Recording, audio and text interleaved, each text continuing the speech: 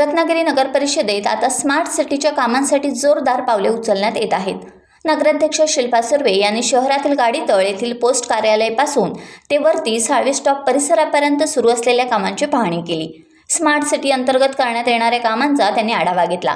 यामध्ये शहरातील पार्किंग व्यवस्थेसोबतच सुशोभीकरण आणि अन्य महत्त्वाच्या कामांची पाहणी केली।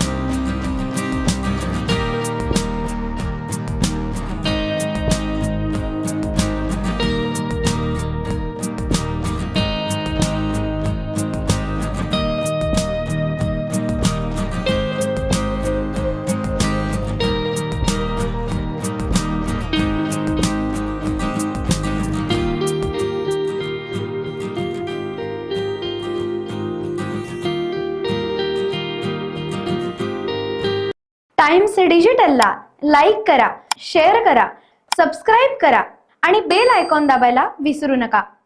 Times digital.